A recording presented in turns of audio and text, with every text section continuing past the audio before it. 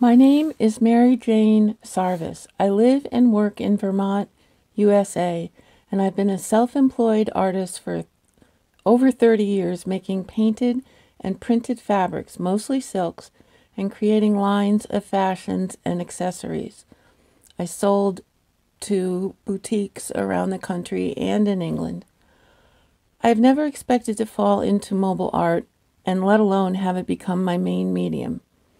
I started using my first iPhone when on a Fashion Market Week show in New York City.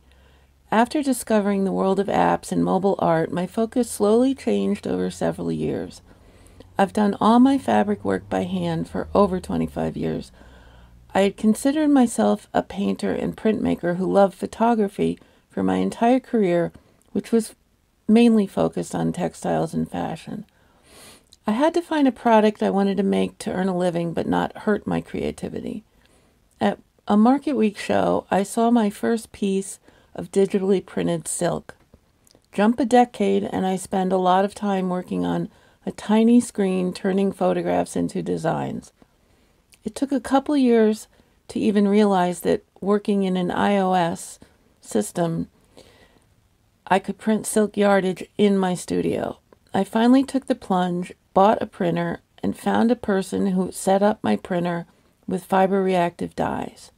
There was a ton to learn quickly, both technically and design-wise. As apps grew more complex, I learned about color profiles and Photoshop. I had used it before and couldn't see myself ever designing that way.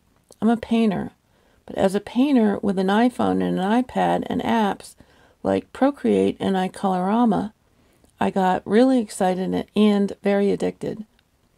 Sometimes I use a mobile photo to collage, and sometimes I'll just use a simple flower shot in the most simple way, or great art from the public domain and the Rijksmuseum, for example.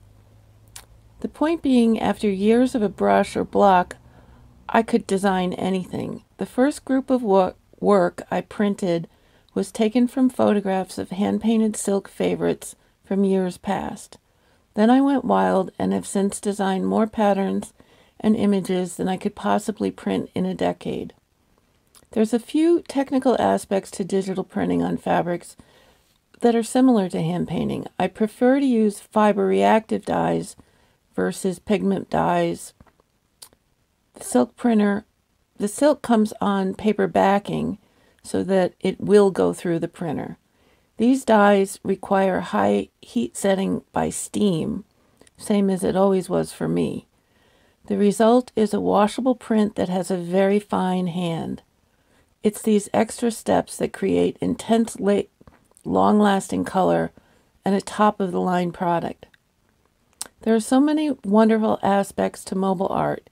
You can always have your studio in your pocket or your bag. You can work anywhere at all hours.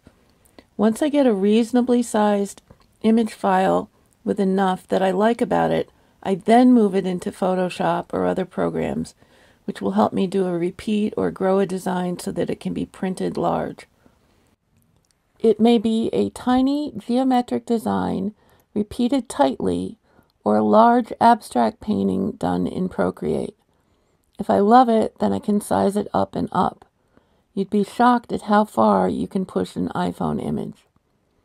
Many people, including a few pro photographers I've met at photography gatherings, don't think that any mobile photo is worth printing larger than 12 inches by 12 inches, and they're just for Instagram selfies, etc. People are almost always surprised when I tell them it starts with an iPhone. I hope I've opened some eyes to how much can be created using mobile art tools. It's a whole new world, and there aren't enough hours in the day. Thank you. Sometimes you've got to break the rules, and no one else can walk